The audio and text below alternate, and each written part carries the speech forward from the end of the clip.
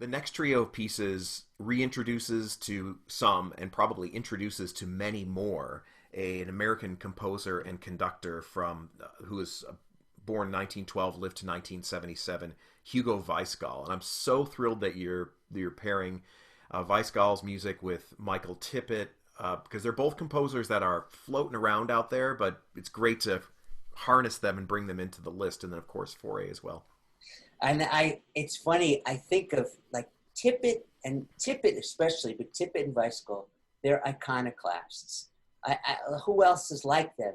And the reason I started this particular set with the Fauré, I love late Fauré. Late Fauré to me is some of the loneliest, most melancholy, beautiful, ambling. It expresses a sound world to me that is just a heart broken in half. And I don't know why. And I think it's probably because that is how he felt. Like, in a way, he was overlooked at that point in his life. And he just wrote this music that to me was just pure beauty and pure heartbreak and pure loneliness. And I first heard a lot of these pieces in a beautiful French movie by Tavernier called Sunday in the Country, and where he brilliantly uses late Fauré because the movie is about an aging painter who has been forgotten by his contemporaries. And so the parallel was so beautiful to me. So I start there because then I know I'm getting a little naughtier. So Fauré sets us up for, now Michael Tippett, there's no one like him. He wrote his own librettos. They were psychological, they were abstract, they referenced spirituals and poems, and he, and the Knot Garden is like, it nods to Shakespeare's The Tempest, but the reason I picked this particular piece is it is a strophic song, verse, chorus, but within that realm, he's influenced by Monteverdi, so the vocal line is totally Monteverdian.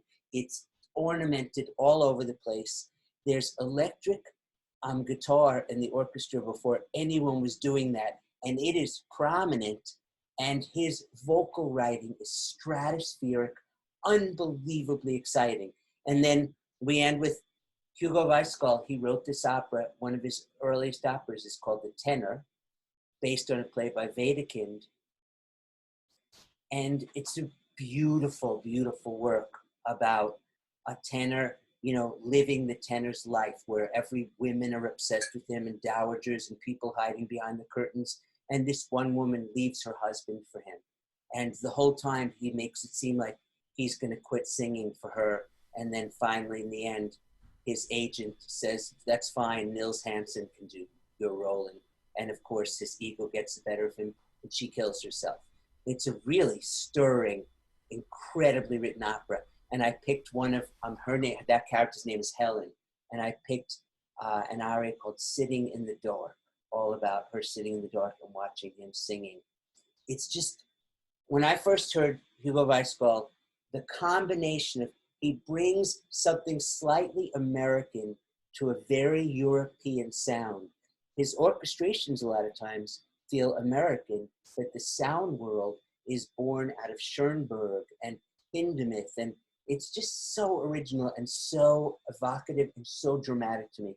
That guy had a major dramatic streak.